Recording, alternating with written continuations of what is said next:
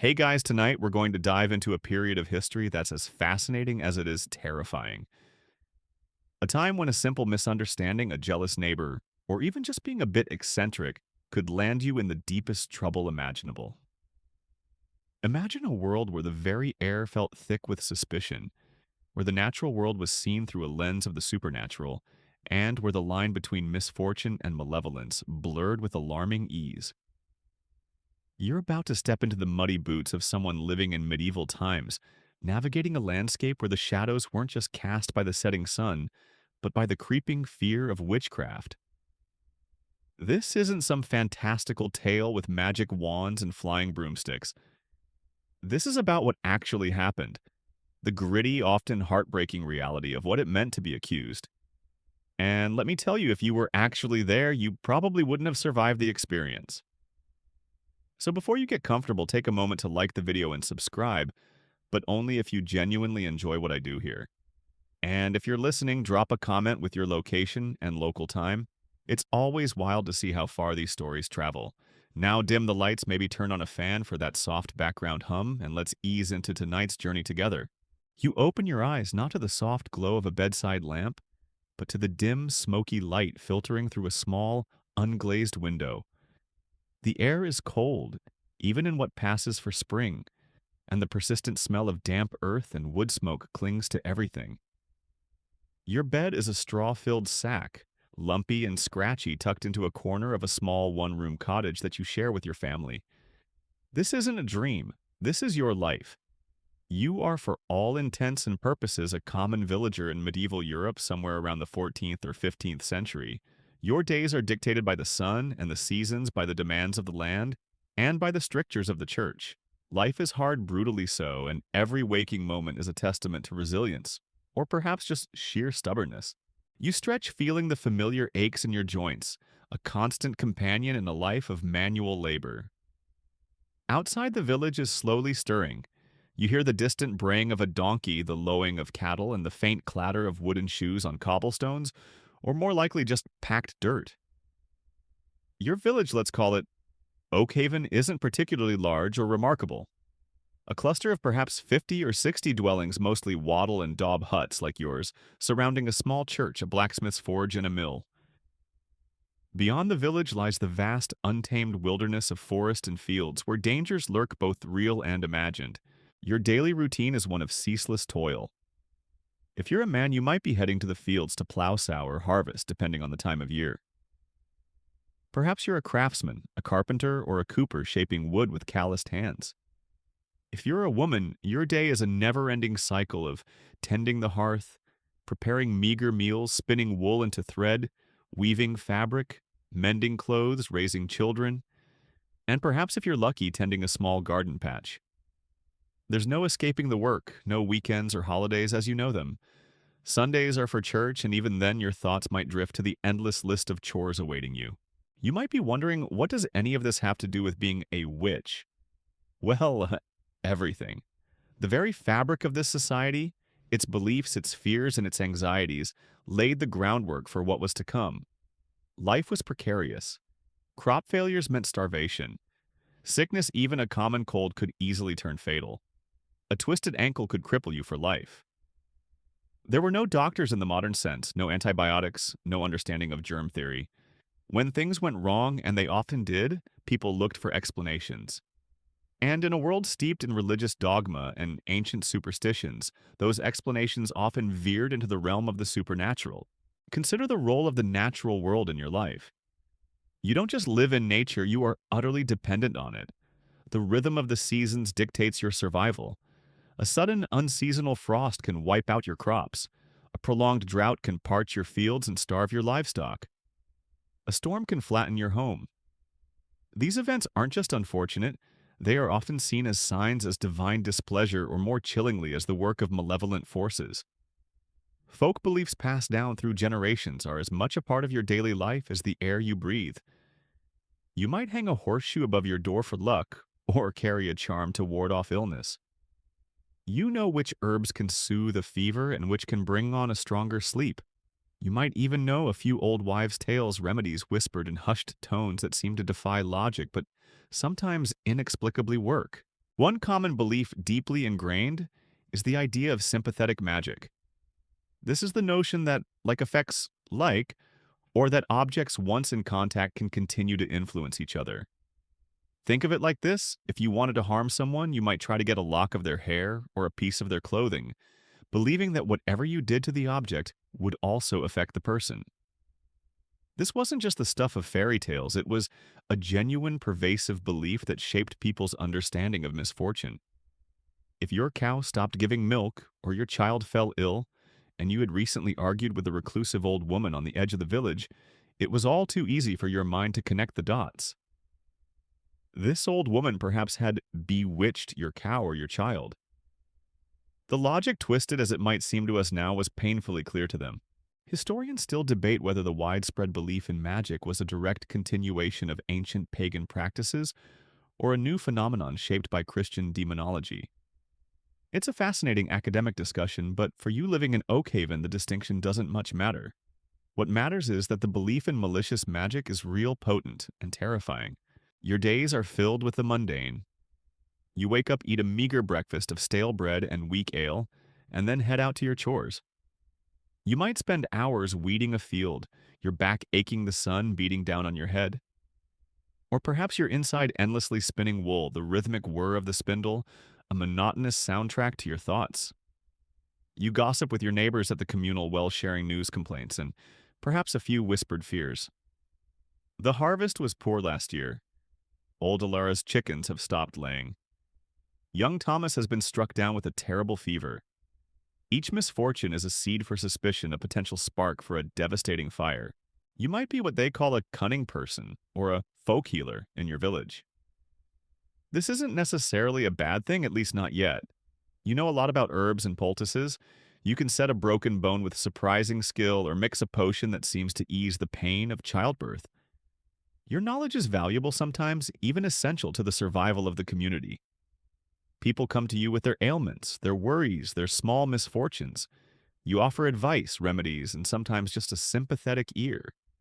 You might even be called upon to cast a simple charm for protection against bad luck or to help find a lost object.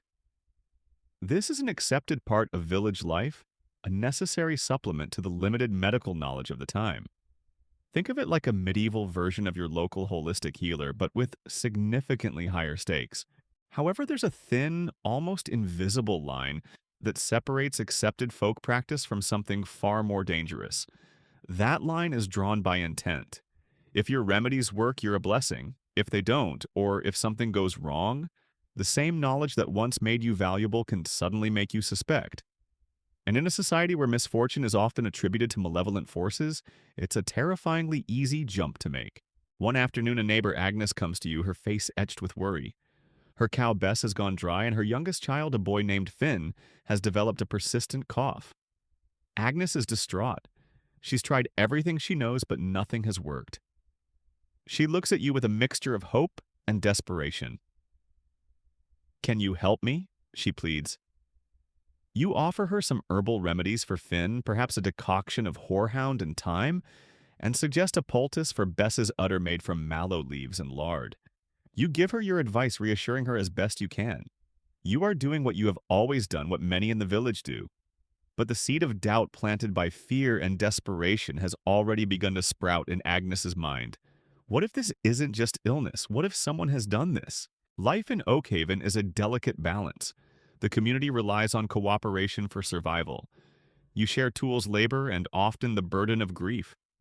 But beneath this surface of shared struggle, there are always currents of jealousy, resentment, and petty squabbles. Perhaps you had a dispute with a neighbor over a boundary line or a minor argument at the well. These are ordinary human conflicts, but in this era, they can take on an insidious new meaning. If misfortune strikes your adversary and you've recently had a crossword, the village might begin to connect the dots. "She wished him ill," they might murmur. And look what happened. You see, the medieval mind didn't distinguish between wishing someone ill and actually causing that ill through supernatural means. The very thought, if combined with subsequent misfortune, could be enough to condemn you. There's no concept of circumstantial evidence as we understand it. It's all cause and effect, even if the cause is purely imagined. Imagine a specific, often overlooked detail of daily life, the lack of privacy. Your home, small and shared, offers little respite from the eyes and ears of your family. Outside the village is a constant, informal surveillance network. Everyone knows everyone else's business, their habits, their quirks, their weaknesses.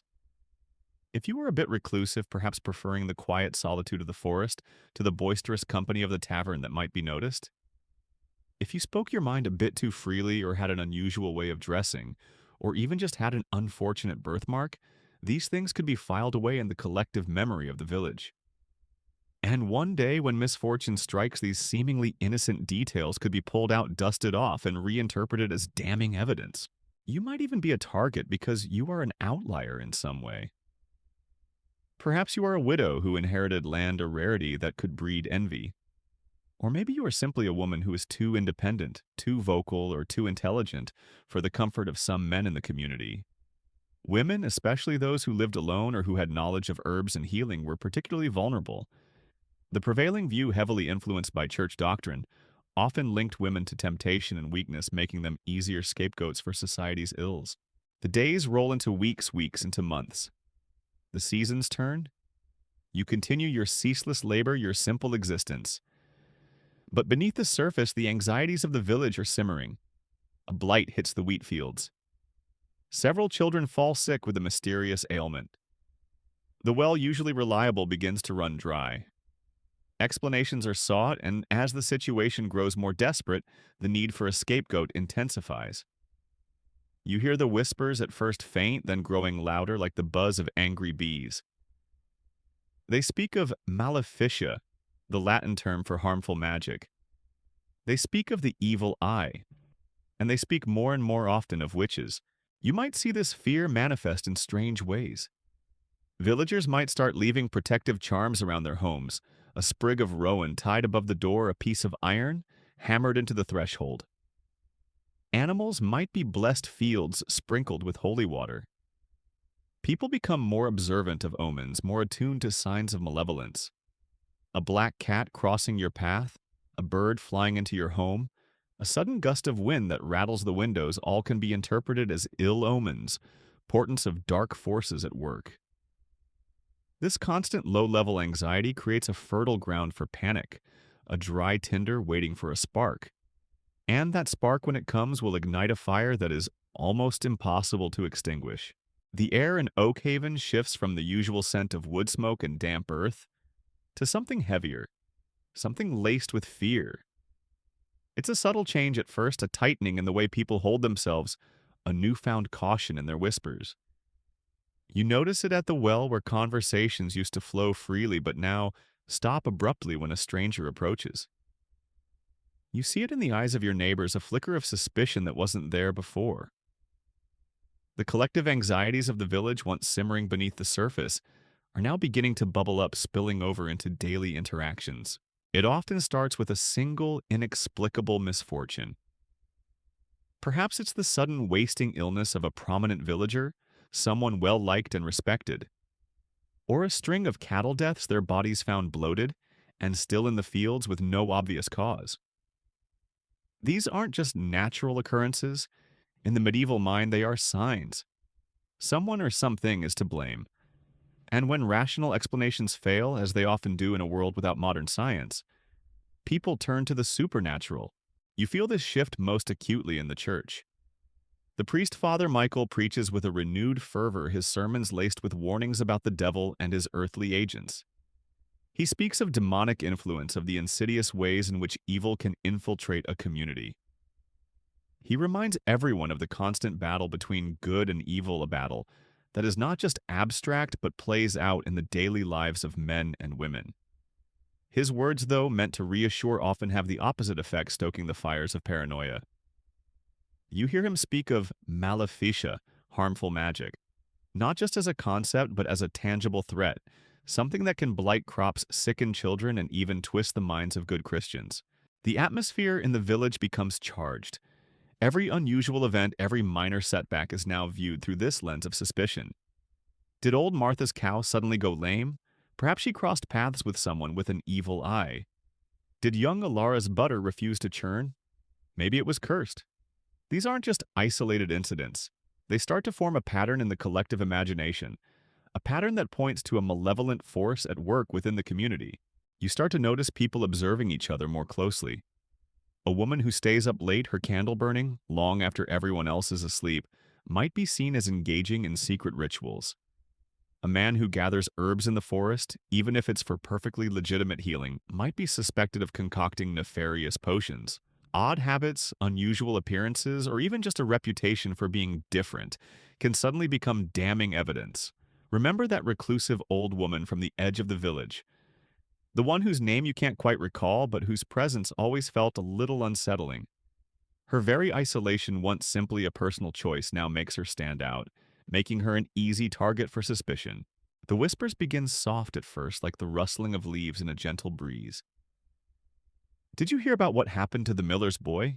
He just wasted away for no reason. Old Agnes's milk has gone sour for 3 days running.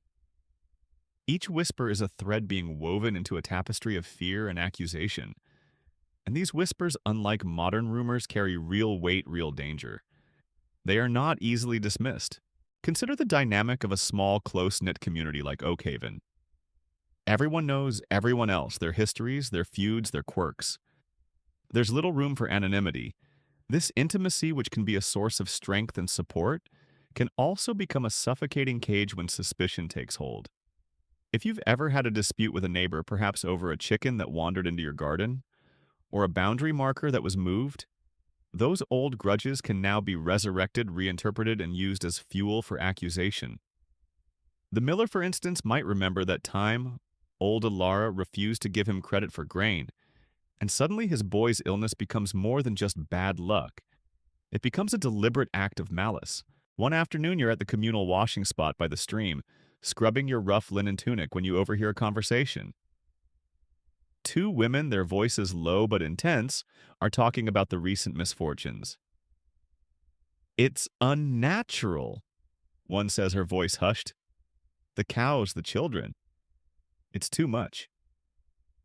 The other nods, her eyes wide with fear.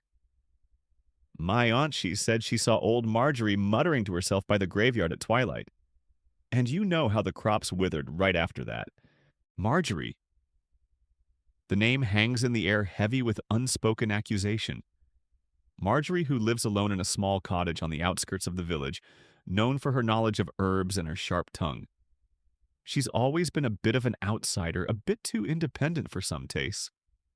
You've gone to her yourself for a headache remedy, and she always seemed harmless enough. But now, in the shadow of unexplained misfortunes, her perceived oddness morphs into something sinister. Her muttering, once dismissed as harmless eccentricity, becomes proof of incantations. Her solitary walks, once just a preference for quiet, become clandestine meetings with unseen forces. The concept of a cunning person, or a wise woman man, is crucial here. In many medieval communities, these individuals were respected, even sought after. They provided essential services, from healing ailments and delivering babies to finding lost objects and offering protective charms. They operated in the gray area between accepted remedies and what the church might consider superstition.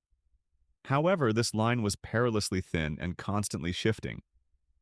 A cunning person's remedies might work one day, bringing relief and gratitude, but fail the next, bringing suspicion and anger. The very knowledge that made them valuable could overnight turn them into a threat. This delicate balance is often tipped by an external event or the arrival of someone with more formal authority. In Oakhaven, the local priest, Father Michael, while part of the community, also represents a broader, more orthodox view of the world. He might initially try to calm fears, attributing misfortunes to God's will or natural causes. But if the misfortunes persist and the whispers grow louder, even he might begin to consider the possibility of demonic influence. This is where the local informal suspicions start to intersect with the more structured, theological understanding of witchcraft. You see this play out during a particularly harsh winter. The cold bites deep, and several elderly villagers succumb to illness. The stored grains are dwindling, and the prospect of spring seems bleak. Desperation sets in. People are hungry, cold, and afraid. In this heightened state of anxiety, the whispers about Marjorie become shouts. Someone publicly accuses her of causing the blight on the crops of casting a spell that brought the bitter cold of bewitching the elderly into their graves. This is a critical moment. Before it was just gossip confined to hushed conversations. Now it's an open accusation. This public naming of a witch is often the first step in a terrifying escalation. The accuser might be someone who has a personal grudge against Marjorie or simply someone who is truly desperate to find an explanation and a scapegoat for the community's suffering. The sheer relief of having someone to blame someone to focus their fear and anger upon is a powerful motivator. Once an accusation is made, it's incredibly difficult to retract or disprove. The burden of proof, as we understand it, is practically non-existent. Instead, the accused is often expected to prove their innocence, which in many cases is an impossible task. The very act of denying the accusation can be seen as further proof of guilt, for surely a truly innocent person would not need to deny anything, would they? This twisted logic is a hallmark of the witch trials. The atmosphere becomes toxic. Neighbors who once shared laughter and hardship now eye each other with suspicion. Trust erodes. No one wants to be seen as defending the accused for fear of being tainted by association. If you had previously sought Marjorie's help or even just spoken kindly to her, you might now try to distance yourself lest you too fall under suspicion. It's a chilling reminder that in times of panic, self-preservation often trumps compassion. The formal wheels of medieval justice, rudimentary as they are, begin to turn. This might involve the village elder, the local lord's representative, or even the priest. Marjorie is brought before them, likely dragged from her cottage, her face pale and bewildered. The accusations are laid bare maleficia causing harm through witchcraft. She is accused of being in league with the devil, of using dark powers to inflict suffering on the innocent. You watch from the edge of the crowd, your heart pounding. The accusations sound preposterous, outlandish, yet the fear in the faces of the accusers is real. They truly believe she is responsible. And Marjorie, a frail old woman, stands alone against the weight of an entire village's fear and desperation. She might try to defend herself, to explain her actions, to plead her innocence. But her words are likely to be twisted, her every gesture scrutinized for signs of guilt. If she cries, it's the devil's tears. If she doesn't, she's unrepentant. There's no winning. Historians still debate the exact triggers for witch hunts, but a common thread is often a period of social or environmental stress, famine, plague war, or economic hardship. It's during these times of extreme vulnerability that communities are most likely to turn inward and seek out scapegoats for their misfortunes. The collective anxiety creates a desperate need for an explanation, and the witch provides a convenient target for all the pent-up fear and frustration. It's easier to blame an individual, a perceived outsider, than to confront the overwhelming forces of nature or the shortcomings of their own society. The medieval legal system, where it even existed, was often decentralized and highly localized. There were no universal laws or procedures concerning witchcraft. In some places it might be dealt with by the local lord or baron, in others by the church courts, and in still others by the community itself, through an informal process of accusation and judgment. This lack of a unified legal framework meant that outcomes could vary wildly, but the underlying premise remained the same: once accused, your life hung by a thread. As the sun begins to set, casting long, eerie shadows across the village square, the fate of Marjorie hangs in the balance. The stage is set for a public spectacle, a terrifying demonstration of communal fear, and the desperate need for justice, however misguided. The whispers have turned into a roar, and the collective will of the village, fueled by desperation and superstition, demands a resolution. And for Marjorie, that resolution is unlikely to be merciful. You can feel the tension in the air, thick and palpable, a heavy cloak settling over Oakhaven. The sun has barely crested the horizon, painting the sky in shades of bruised purple and gray, yet the village square is already buzzing. Not with the usual sounds of awakening, the clang of the blacksmith's hammer, or the distant crowing of a rooster, but with an ominous murmur. Today is the day. Today Marjorie will face her fate not in a formal court, but through a terrifying spectacle known as trial by ordeal. This is not a trial in any sense you would recognize with evidence arguments or unbiased judges. Instead, it's a desperate appeal to divine intervention, a belief that God himself would reveal the truth. You are swept along with the throng drawn by a morbid curiosity and a pervasive sense of fear. Everyone is there, the miller and his sniveling boy Agnes with her troubled eyes. Father Michael solemn in his robes and countless other faces, some hardened by suspicion, others simply terrified. The air is cold, but a nervous sweat prickles your skin.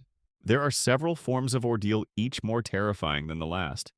For Marjorie, given the accusations of witchcraft, the most common and feared method is the ordeal by water, specifically the cold water ordeal or swimming of the witch. This isn't a leisurely dip. It's a brutal test designed to prove guilt or innocence based on a twisted logic. A makeshift platform has been erected near the deepest part of the village pond, a dark, murky expanse that seems to swallow the dim morning light. A thick rope, suspiciously new and strong, lies coiled beside it. Nearby, two men strong and unyielding stand ready. Their faces are grim, their eyes fixed on Marjorie, who is being led forward. She looks utterly defeated, her shoulders slumped, her usually sharp eyes now wide with terror. Her hands and feet are bound with heavy cords, tying her right thumb to her left big toe and vice versa. This isn't just to prevent escape. It's believed to prevent her from performing any last-minute incantations or magic that might influence the outcome. She is dressed in a simple shift, thin and inadequate against the biting cold. Her hair, usually wild and unbound, is now matted and tangled. She truly looks like a victim, yet the crowd's eyes see only a witch. Father Michael steps forward, his voice booming over the nervous silence. He recites prayers invoking God's judgment, asking for the truth to be revealed. He blesses the water, declaring it pure and ready to accept or reject the accused. This is crucial. The water being pure is believed to reject evil. If Marjorie floats, it means the water, being a pure element, is repelling her, signifying her guilt. If she sinks, it means the water accepts her, proving her innocence. The inherent flaw, of course, is that if you sink, you drown. And even if you're pulled out, having survived the ordeal does not always guarantee your freedom from suspicion, merely that you survived this particular test. The two strong men hoist Marjorie. You hear her gasp, a small choked sound that is quickly swallowed by the general murmur of the crowd.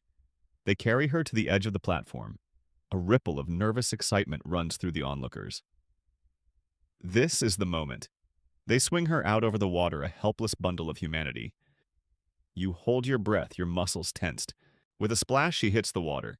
The silence that follows is deafening, broken only by the lapping of the water against the muddy bank and the ragged breathing of the crowd. Everyone strains to see. Marjorie struggles the ropes, pulling her limbs in awkward, unnatural ways. Her head breaks the surface, then dips again. She sputters a desperate animal sound.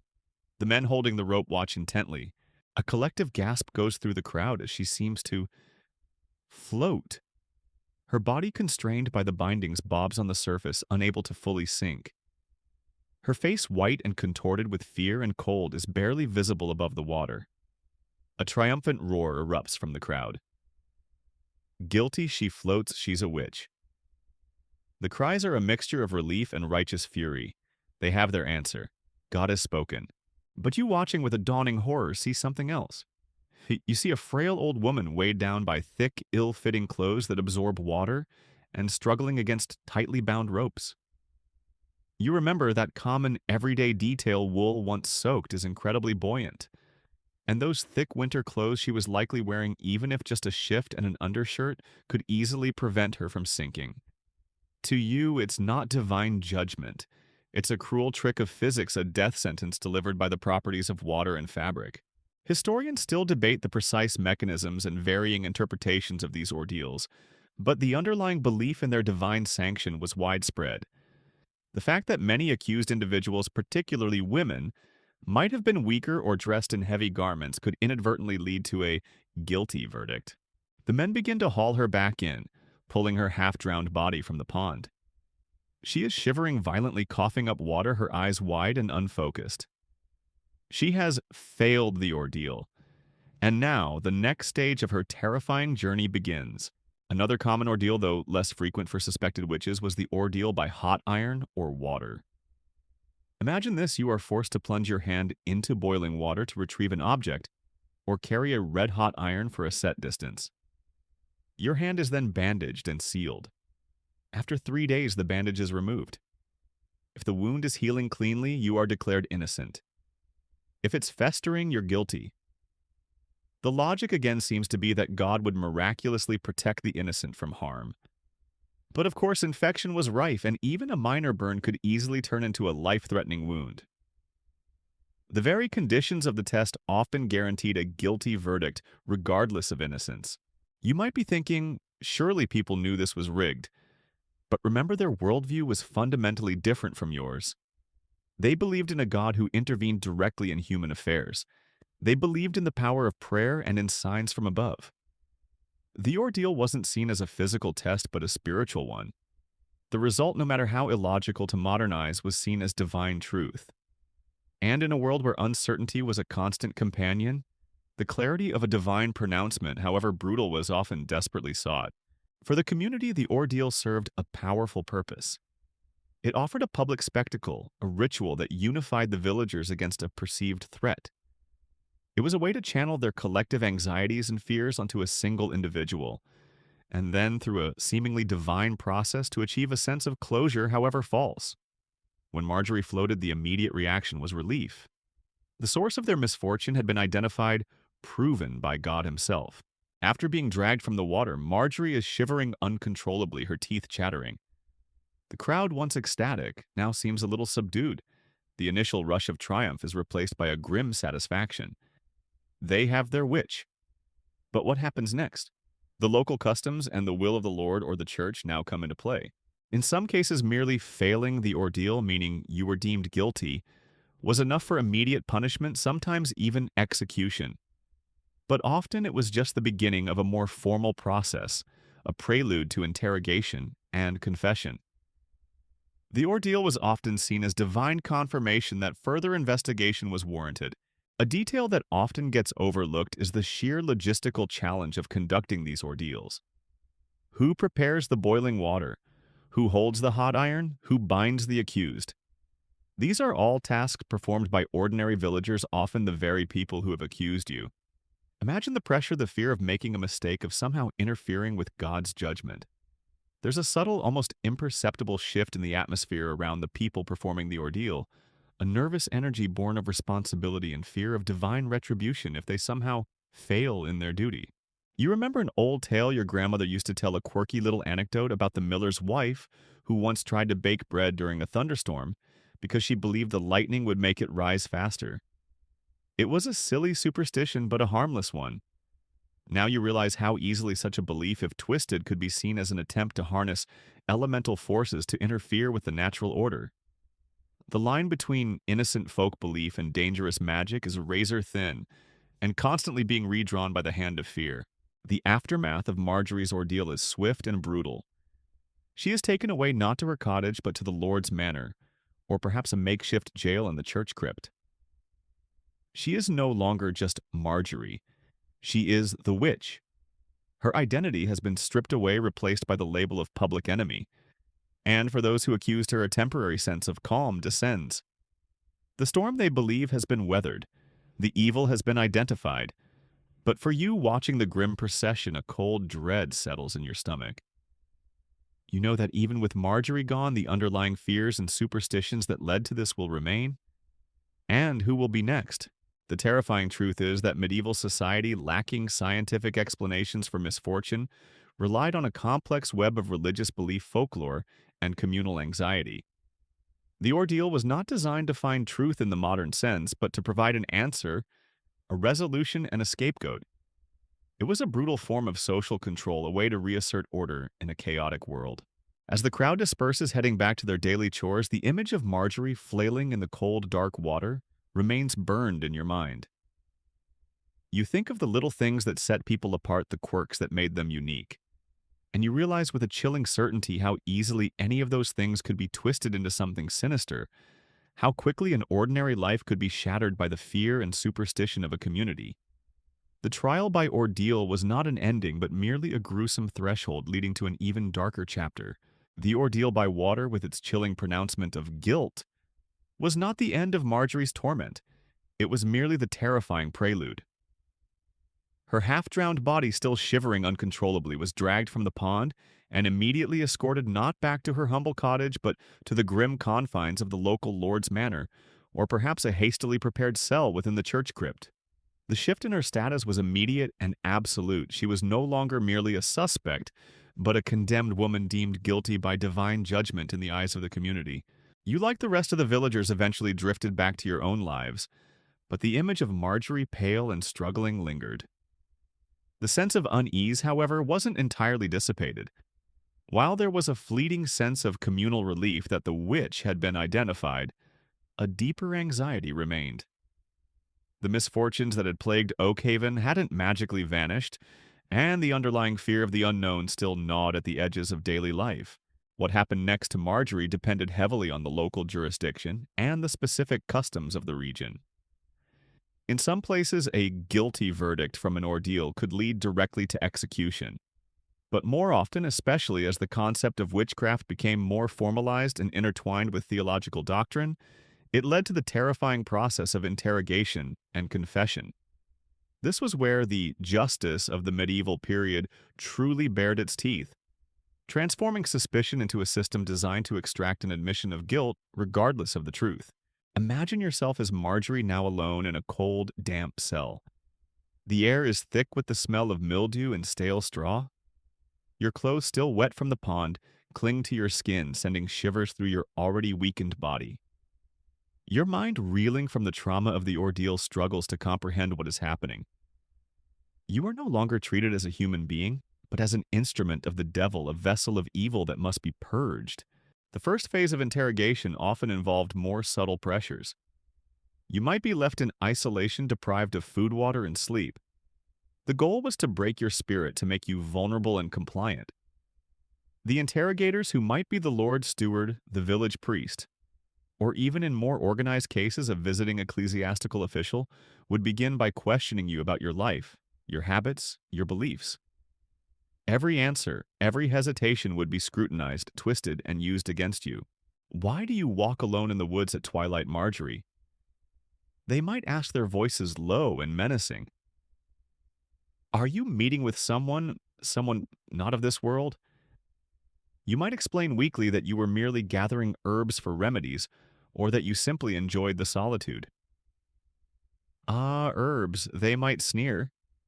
Herbs for healing or herbs for hexes, and solitude or secret rendezvous with the Prince of Darkness. Your answers, no matter how innocent, would be reframed. If you denied everything, you were being obstinate, hiding your true nature. If you showed fear, it was proof of your guilt, a sign that the devil was within you. If you remained calm, you were unnaturally stoic, a sign of demonic possession. It was a no-win situation, a psychological trap from which there was no escape. The interrogators often worked with a preconceived notion of what a witch was and what a witch did. They might have a list of common witchcraft activities causing illness, blighting crops, souring milk, causing impotence, flying through the night, or even having carnal relations with the devil. They weren't looking for explanations, they were looking for confirmations, and they would subtly or not so subtly guide you towards confessing to these very acts. This pressure could be immense. You are tired, disoriented, and utterly alone. The people questioning you hold absolute power over your life. They speak with the authority of the church and the law, representing God's will on earth. The fear of eternal damnation, a concept deeply ingrained in medieval society, would be used as a potent weapon against you.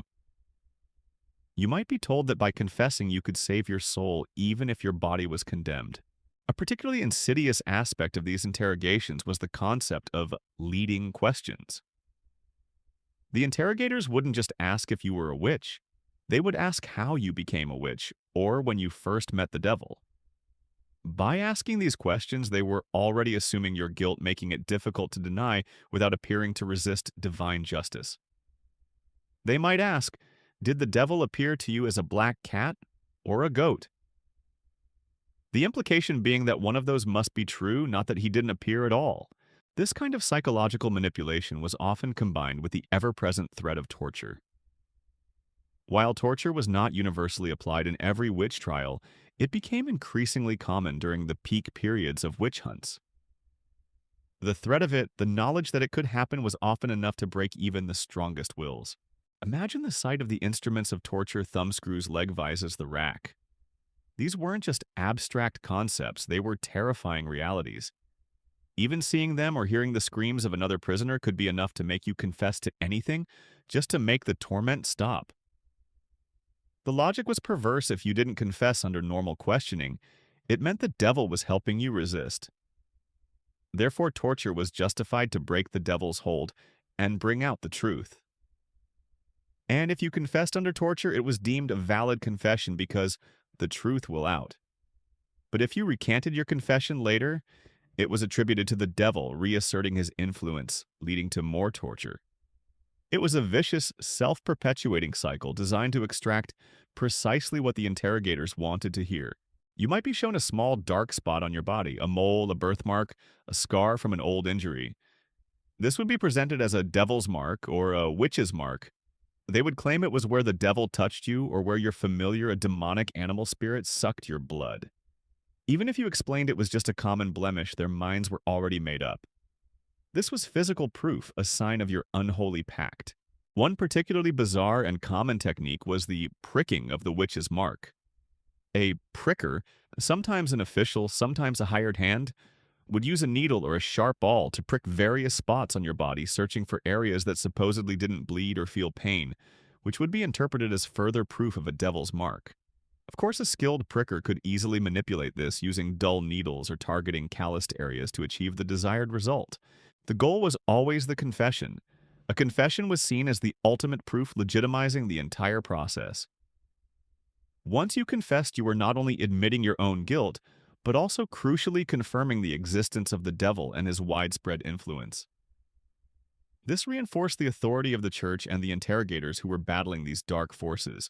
Let's say, exhausted, terrified, and broken, Marjorie finally confesses. She might admit to meeting the devil, describing him in vivid, terrifying detail, often echoing the very descriptions given to her by her interrogators. She might admit to making a pact, signing her name in a book with blood, or sacrificing animals. She might name other witches in the village under pressure to implicate accomplices. This was a particularly devastating aspect, as it could initiate a chain reaction, leading to more accusations and further deepening the witch hunt. Historians still debate the true motivations behind false confessions in witch trials. Was it pure torture? Was it a form of Stockholm Syndrome, where the accused began to internalize the accusations? Or was it a desperate attempt to end the suffering, knowing that a confession, however false, might bring some cessation of torment, even if it led to death? It's likely a combination of all these factors overlaid with the deep-seated religious beliefs of the time. For many, a confession, even under duress, might have been seen as the only path to spiritual redemption, even if it meant earthly damnation. You observing these events from a distance feel a cold dread creep into your bones. You realize that justice here isn't about finding the truth. It's about confirming a preconceived narrative. The system is designed to produce a witch to validate the fear and to offer a scapegoat. The fact that Marjorie, a simple, perhaps eccentric old woman, could be transformed into a terrifying agent of evil through this process is profoundly unsettling. The confession, once obtained, would be meticulously recorded, often read back to the accused, who might be too traumatized to fully comprehend it, and then signed often with a shaky hand or even an X if the accused was illiterate. This document, the confession stone, would then be used as the primary evidence in any subsequent formal trial, or simply as the justification for immediate punishment. The power of the confession was immense. It provided concrete proof not just of the individual's guilt, but of the pervasive nature of witchcraft itself. It validated the fears of the community and the efforts of the authorities, and once a confession was secured, the path to the ultimate punishment became clear. The night falls, wrapping Oakhaven in its usual blanket of darkness. But tonight the darkness feels different, heavier. The thought of Marjorie alone in her cell, broken by the process designed to extract her truth, is chilling. You understand now that in this world, being different or simply unlucky is a dangerous thing. And once the whispers begin, once suspicion takes root, the path to a terrifying confession, willingly or unwillingly given, is almost inevitable. The nightmare is far from over. It has only just begun to truly unfold. Marjorie's confession, extracted under duress and fear, marked a dark turning point. It wasn't just an admission of guilt, it was in the eyes of the community and the authorities a chilling validation of their deepest fears. Once she had spoken the words they wanted to hear, whether of meeting the devil causing misfortunes or engaging in dark rituals, the path ahead became tragically clear. The local lord the priest or any official with authority now had what they considered irrefutable proof. You hear the news through the village grapevine whispered from one fearful neighbor to another. She confessed, to everything. The confirmation spreads like wildfire, solidifying the communal belief in Marjorie's guilt. For many, it brings a perverse sense of relief. The source of their woes has been identified, and now surely the balance will be restored. But for you, the chilling realization sets in: the confession wasn't an ending, but a continuation of the nightmare. It merely paved the way for the ultimate demonstration of power and fear. The focus now shifts from whether she was a witch to what would be done with her. The next step for Marjorie, now a confessed witch, was often a public spectacle, a formal pronouncement of her crimes before the entire community. This served multiple purposes. It reinforced the authority of the church and the local lord. It demonstrated the terrifying consequences of consorting with evil, and it provided a cathartic outlet for the pent-up anxieties of the villagers. Imagine the village square again, but this time the atmosphere is different from the nervous tension of the ordeal. Now it's tinged with grim finality. A crude wooden stake might already be erected, standing stark against the gray sky, a chilling premonition of what is to come. Or perhaps for now it's just a platform where the pronouncement will be made. Marjorie is brought forward no longer struggling but moving with a bone-weary resignation. Her eyes are hollow, her spirit seemingly broken. She might be dressed in a simple coarse shift, or perhaps even in a San Benito, a special garment worn by penitents, and those condemned by the Inquisition, often painted with flames and devils, signaling her supposed alliance with evil. This public display is designed to dehumanize her, to strip away her identity as a neighbor, a woman, and present her solely as the witch. The charges are read aloud, a litany of her alleged crimes, causing the blight, sickening the children, souring the milk, perhaps even making a pact with the devil. The confession is recounted, its details exaggerated, distorted, and presented as absolute truth. The crowd listens, some with genuine horror, others with a mix of fear and satisfaction.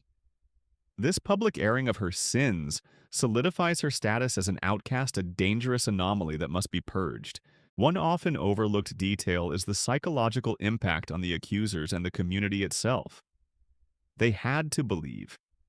If Marjorie wasn't truly a witch, if her confession was coerced, then their entire worldview, their understanding of misfortune, and their belief in a just God would be shaken. So they clung to the narrative, reinforced it with every whisper, every fearful glance. This collective delusion, fueled by desperation, made it almost impossible for anyone to question the proceedings. The punishment for witchcraft, particularly for those deemed to have made a pact with the devil, was almost universally death, and the preferred method, steeped in theological symbolism, was burning at the stake. Fire was seen as a purifying element, capable of cleansing the sin from the soul and destroying the physical body that had housed evil. It also had the added benefit of preventing the witch's body from being buried in consecrated ground, denying them a Christian burial, and further condemning their soul. You watch as the final preparations are made. Wood is piled high around the stake, dry kindling at the base. The smell of raw wood fills the air, mingling with the fear that hangs heavy in the silence. The executioner, often a local official or a strong villager tasked with the grim duty, stands ready. His face is impassive, but you can see the tension in his shoulders. Marjorie is led to the stake. Her legs wobble and she has to be supported. She looks out at the faces in the crowd, her eyes seemingly searching for a flicker of recognition, a sign of compassion, but finding only fear and condemnation. She is tied to the stake, her arms bound tightly. The process is slow, deliberate, designed to be a public lesson. Before the torch is applied, Father Michael steps forward again. He offers Marjorie a final chance to repent, to beg for God's forgiveness. This is not for her sake really, but for the moral comfort of the onlookers. If she repents, it reaffirms the power of God and the Church, even in the face of such evil. Marjorie might simply stare ahead, numb to the words, or perhaps utter a faint, unintelligible sound. A common academic debate among historians is the extent to which secular versus ecclesiastical authorities drove the witch hunts. While the church provided the theological framework and spiritual justification, it was often the local secular authorities, lords, magistrates, town councils, who conducted the investigations, trials, and executions driven by local anxieties and a desire to maintain social order. Then the torch is applied. The dry kindling catches quickly crackling and spitting. Smoke billows upward, stinging your eyes and catching in your throat. The flames begin to lick at the wood, growing steadily. You hear the roar of the fire, the sounds of the crowd, a mix of murmurs and gasps. Marjorie mercifully might quickly succumb to the smoke and the heat, or perhaps in the terror of the moment she lets out a scream that is quickly silenced by the inferno. The smell of burning wood, and then something far more horrifying, fills the air. It's a smell you will never forget, a smell that will haunt your nightmares. The spectacle is horrifying, brutal, and yet for the crowd it is also a strange form of purification. The evil they believe is being purged from their midst. The burning of the witch was meant to be a deterrent, a chilling warning to anyone who might consider dabbling in dark arts. It was also a ritual of communal cleansing, a way for the village to symbolically cast out the perceived source of their misfortune and reaffirm their faith. As the flames consume Marjorie's body, a strange, grim satisfaction settles over the crowd. They have done what they believed was necessary. Not all accused witches, even those who confessed, faced the pyre. In some cases, particularly earlier in the witch hunt period, or in specific regions, punishments might include public flogging, banishment, or imprisonment. However, once the witch panic truly set in and the concept of a diabolical pact became central to the accusations, burning became the predominant form of execution. You return home, your senses dulled, your mind reeling. The village feels quieter, strangely empty, even though everyone is still there. The memory of the fire, the smell, the terrible finality of it all settles deep within you. You try to go about your daily chores, but every task feels tainted. You look at your neighbors, the same people you've lived alongside your whole life, and you see the capacity for fear and cruelty that you never truly understood before. The experience leaves an indelible mark. You realize the fragility of life, the precariousness of your own existence. If Marjorie, a seemingly ordinary woman, could be transformed into a monster and destroyed, then who was truly safe? The events have demonstrated the terrifying power of collective belief, of rumor, and of the desperate need for a scapegoat when things go wrong. The ashes of the pyre will soon be scattered, but the stain on the village and on your own conscience will remain. The witch is gone, but the fear that created her and the system that destroyed her still linger. And that, in many ways, is the most terrifying part of all. The confession, whether forced through torment or extracted through psychological manipulation, was deemed the ultimate victory for the inquisitors. For you observing the unfolding tragedy from the periphery, it was simply a chilling testament to the power of fear and the relentless machinery of medieval justice. Once Marjorie had confessed to her pact with the devil, her supposed dark rituals and the misfortunes she had allegedly wrought upon Oakhaven, the narrative was complete. The community, desperate for answers and scapegoats, had received its desired confirmation. Yet even with a confession, the medieval authorities often sought additional, tangible evidence. This wasn't about finding external proof to corroborate a story. Rather, it was about finding physical signs on the body of the accused that would further prove their unholy alliance. This obsessive search for the devil's mark, or witch's mark, became a terrifying, intimate intrusion, turning even the most innocent bodily peculiarities into damning evidence. Imagine Marjorie having endured the ordeal and the relentless interrogations, now stripped of her dignity and privacy. She is likely weak, disoriented, and utterly at the mercy of her captors. The search for the mark would often be conducted by specially appointed individuals, sometimes older women known as prickers or searchers, or even sometimes the inquisitors themselves, particularly if they had medical or anatomical knowledge, however rudimentary. The task was grim, to find any unusual blemish growth or area of insensitivity on her body. The underlying belief was that the devil, upon making a pact with a witch, would leave a physical sign of his ownership. This mark was believed to be an insensitive spot where a needle could be inserted without causing pain or drawing blood, or a strange, often discolored blemish. It could be a mole, a birthmark, a wart, a scar, an extra nipple, or even just an insect bite that had healed oddly. In a time before modern dermatology and understanding of the human body, any unusual skin feature could be interpreted as supernatural. You might hear whispers about this process in the village, a mixture of repulsion and morbid fascination. They say the devil leaves his mark, a sign that he's been there. These stories passed from person to person reinforce the terrifying reality of the supposed demonic presence within the community. Let's say you are chosen perhaps because you are a woman of good standing, or simply present at the wrong time to assist in this search. The memory would haunt you forever. You would see Marjorie's frail body marked by the struggles she had endured. The searchers would meticulously examine every inch of her skin, from the soles of her feet to the scalp beneath her matted hair. They would prod, pinch, and poke their eyes sharp with suspicion. A mole, perhaps one she'd had since birth, suddenly becomes suspicious. "What is this, Marjorie?" the searcher might demand, pointing a gnarled finger. You hear her meekly explain, "It's always been there." But her explanation is dismissed. Instead, the searcher might produce a long, thin needle, sometimes called a witch pricker, and begin to probe the mark. The pricking of the mark was a chilling ritual. The pricker would insert the needle into the suspicious spot. If the spot didn't bleed, or if Marjorie didn't cry out in pain, it was considered conclusive proof of the devil's mark. Of course, a skilled charlatan, or even just an overly zealous searcher, could easily manipulate this. They might use a retractable needle or prick a calloused area, or simply choose an area where nerve endings were less dense. The psychological terror alone could make someone numb to pain. And if blood did appear or she did cry out, then they might simply prick another spot, convinced that the true mark was yet to be found. It was like the ordeal by water, a test designed to confirm a predetermined outcome. Imagine the absolute violation of this process. Every inch of your body, usually kept private and covered, now exposed, scrutinized, and physically assaulted. The shame, the degradation would be immense. For Marjorie, it's just another layer of torment, another step in the systematic dismantling of her humanity. Historians still debate the extent of fraudulent pricking during the witch hunts.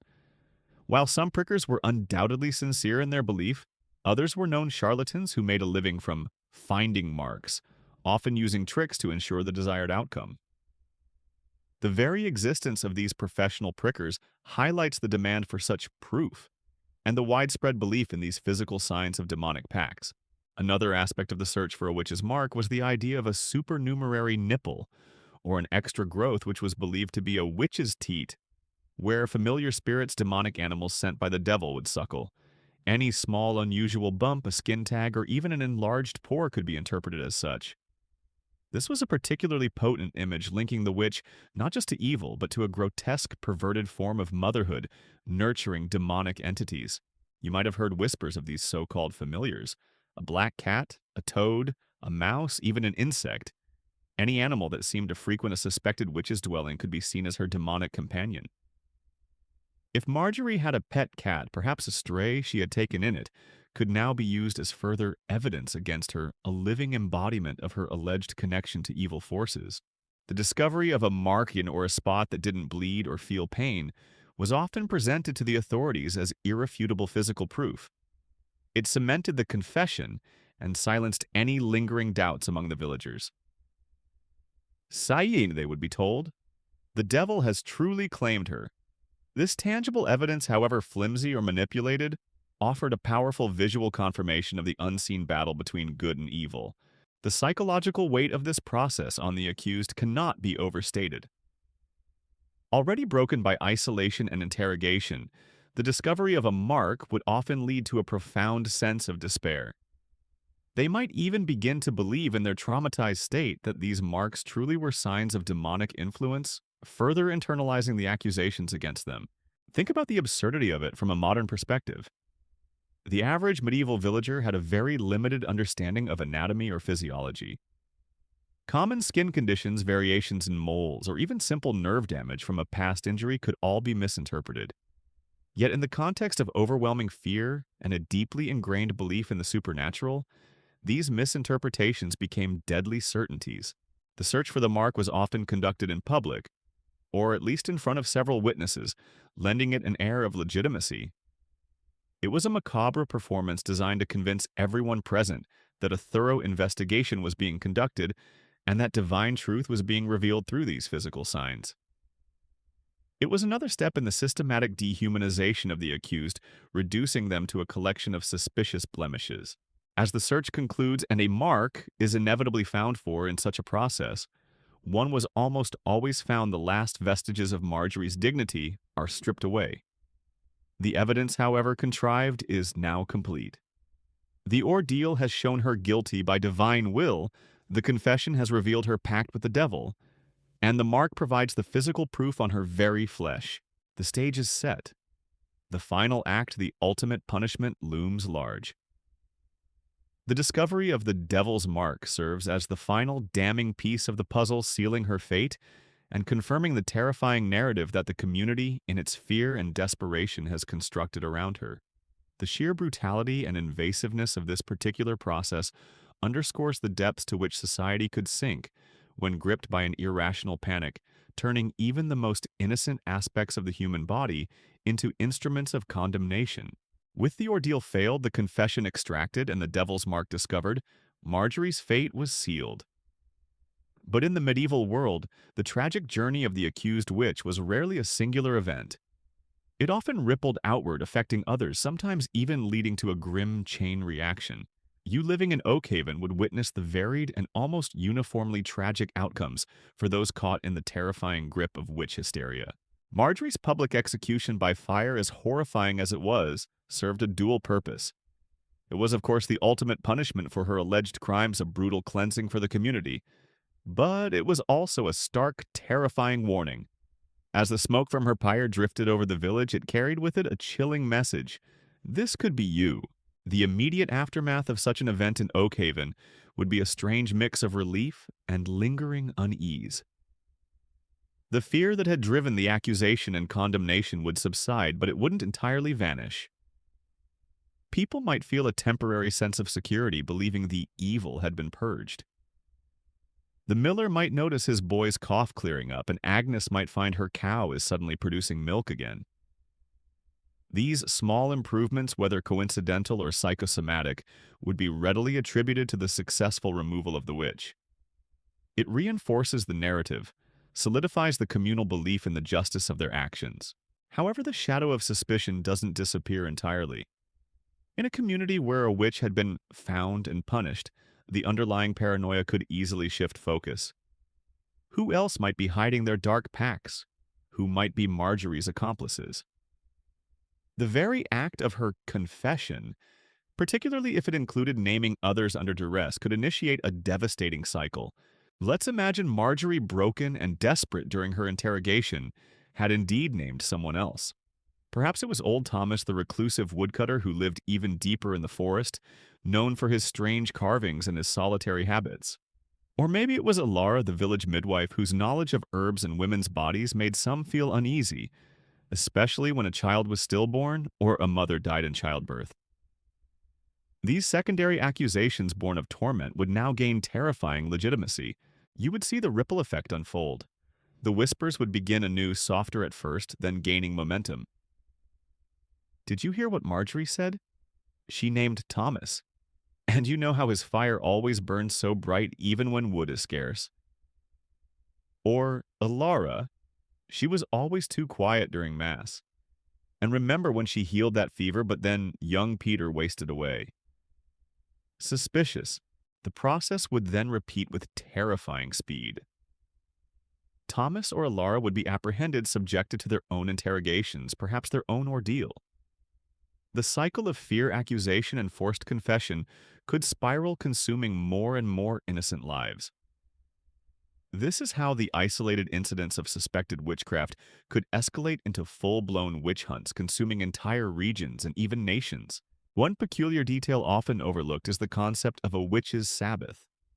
Under intense interrogation, often combined with the effects of torture and sleep deprivation, accused individuals would sometimes confess to attending secret gatherings where they danced with the devil, engaged in perverse rituals, and consumed unholy feasts. These elaborate confessions, often strikingly similar across different trials, despite the lack of direct communication between accused individuals, were likely fed to them by their interrogators, who themselves were influenced by widely circulated demonological texts. It was a macabre script, and the accused in their broken state became unwilling actors. Consider the children involved in these accusations. Sometimes children, particularly young girls, were the primary accusers, claiming to be tormented by witches through visions, strange physical sensations, or even demonic possession. The bewitched children phenomenon was particularly potent, as their innocence and perceived vulnerability made their accusations seem utterly credible. It was unthinkable that a child would lie about such horrific experiences. This could put immense pressure on accused individuals, as denying a child's suffering was a morally challenging position. The impact of these events on families was devastating. If your mother, father, sister, or brother was accused, your life would be irrevocably altered. You would be ostracized, tainted by association. Your family's property might be confiscated, leaving you destitute. Marriage prospects would dwindle. Even after the immediate crisis passed, the stigma would cling to your family for generations. The very name of the accused might be whispered with a shiver, ensuring their descendants carried the burden of their alleged ancestors' evil. A key academic debate among historians centers on the role of social control and gender in the witch hunts. While men were accused and executed, the vast majority of those condemned were women, particularly elderly, marginalized, or independent women. Was it a conscious effort to suppress female power and knowledge? Or was it simply that women, being more involved in healing, midwifery, and domestic magic, were more easily targeted by accusations related to illness and household misfortune? It's a complex question, but the undeniable gendered nature of the witch hunts is a profound, disturbing truth. You might witness other, less dramatic outcomes for the accused. Some might be fortunate enough to have a powerful patron, a noble or a wealthy landowner who believes in their innocence and uses their influence to intercede. They might be able to escape the capital punishment, facing banishment, instead forced to leave Oakhaven and seek refuge in another village, forever marked as a suspected witch. This would still mean losing everything, home, family, community, but at least it would mean life. Others, particularly those who were less prominent or whose accusations were less severe, might face public shaming. Imagine being tied to the pillory in the village square, pelted with rotten vegetables and insults, forced to wear a sign proclaiming your crimes. Or perhaps a public flogging your back, bearing the brutal marks of communal outrage. These punishments, while not fatal, were designed to humiliate and to serve as a stark warning to others. They were a living death, ensuring you would never fully recover your place in society.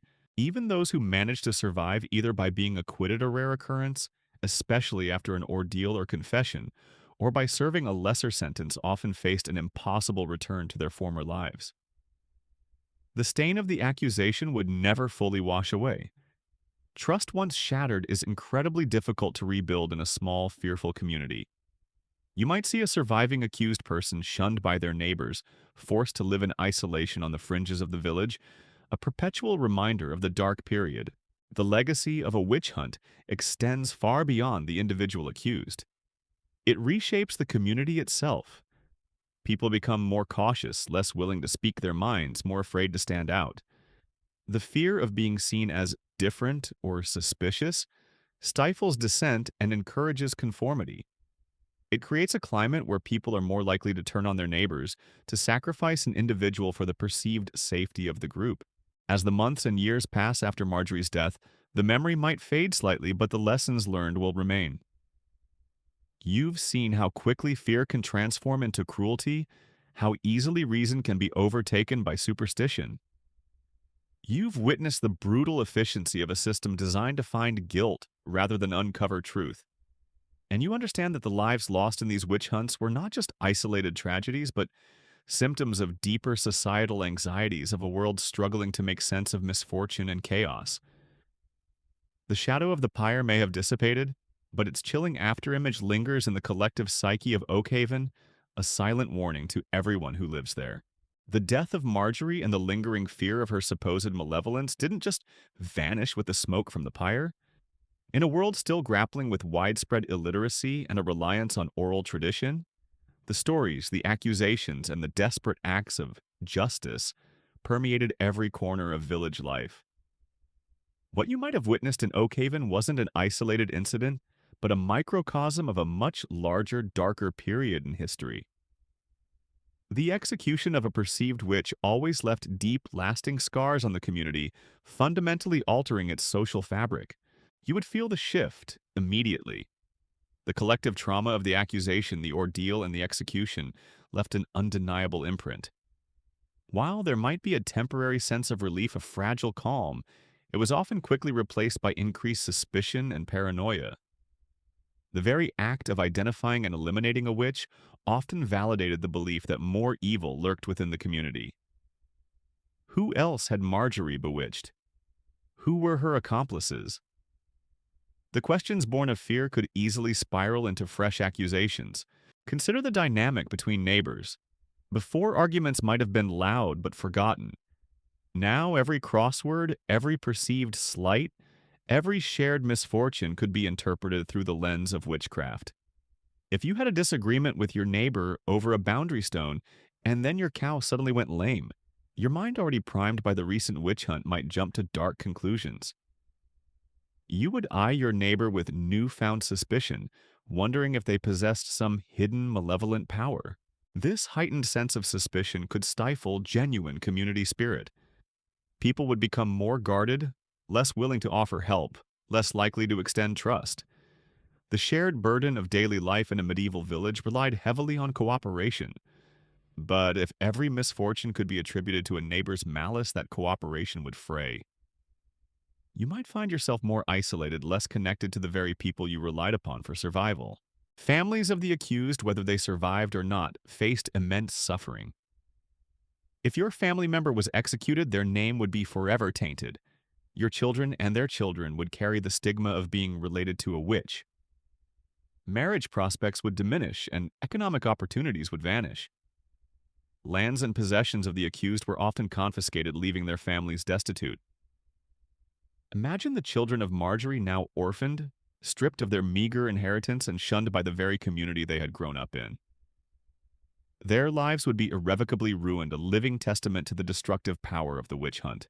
The economic impact on a village could also be surprisingly significant. The fear of witchcraft could lead to a decline in productivity.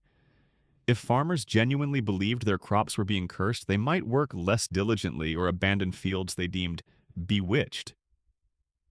Livestock essential for survival might be neglected if their illnesses were attributed to supernatural causes rather than practical solutions.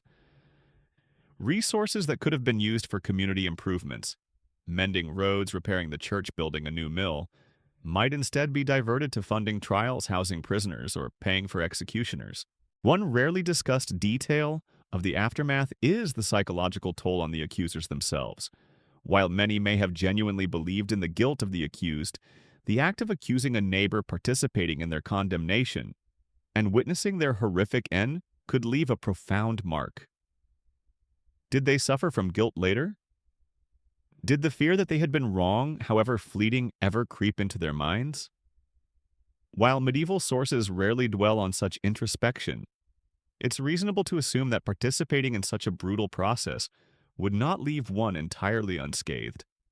For some, the ongoing misfortunes in the village might even lead to a new form of anxiety. Had they truly caught the witch? Or was there another hidden evil at work? The witch hunt also had a profound effect on traditional folk practices and healers. Before the intense panics, many villages relied on cunning folk or wise women for practical advice, herbal remedies, and even minor magical charms for good luck. After a witch hunt, this gray area of folk magic often became highly dangerous.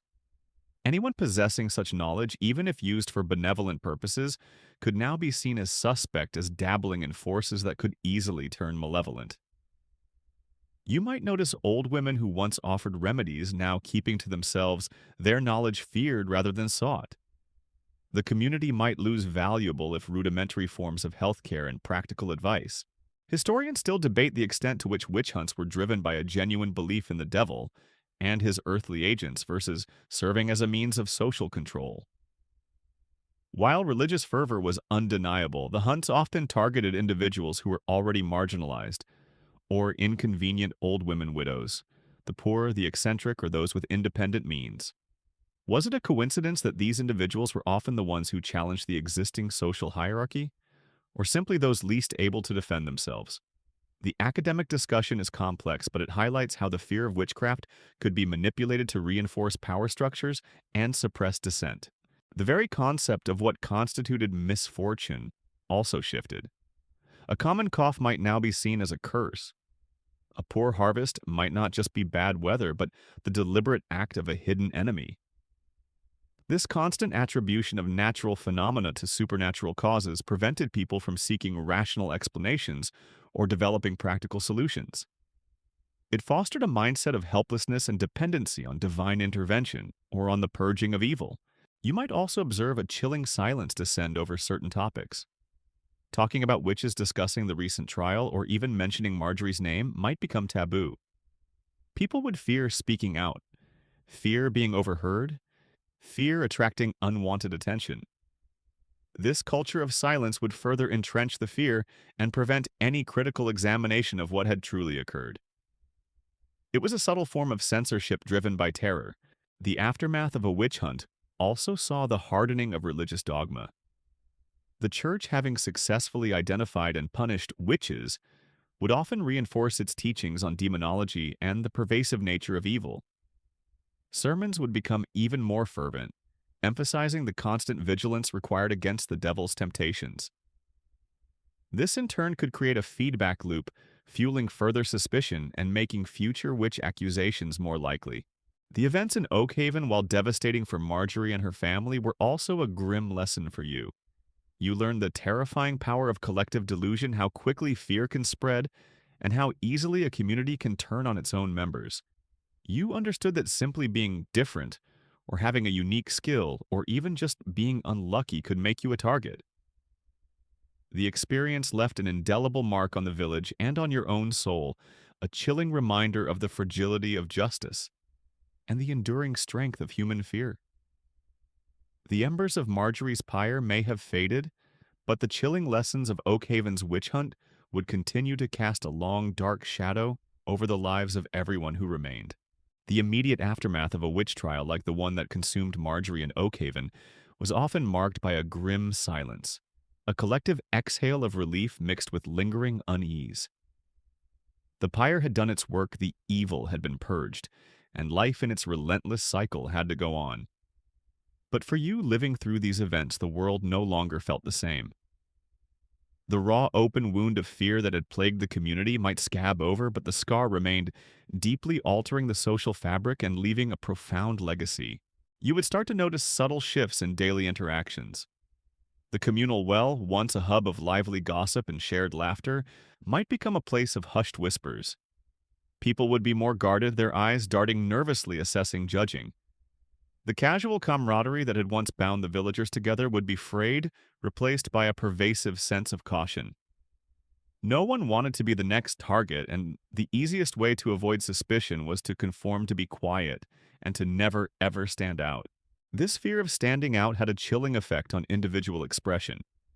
If you were naturally a bit eccentric or had a talent for storytelling or simply preferred solitude, you might now find yourself suppressing these innate parts of your personality. Any behavior that deviated from the norm could be interpreted as suspicious, a potential sign of hidden malevolence. The vibrant tapestry of unique personalities that once made up the village slowly began to flatten, replaced by a bland conformity born of self-preservation. The local healer, the cunning woman or man who once provided essential remedies and advice, would likely retreat into the shadows. Their valuable knowledge, once sought after, was now seen as potentially dangerous. People would be hesitant to approach them, fearing association with anything that smacked of magic. This meant that real illnesses might go untreated.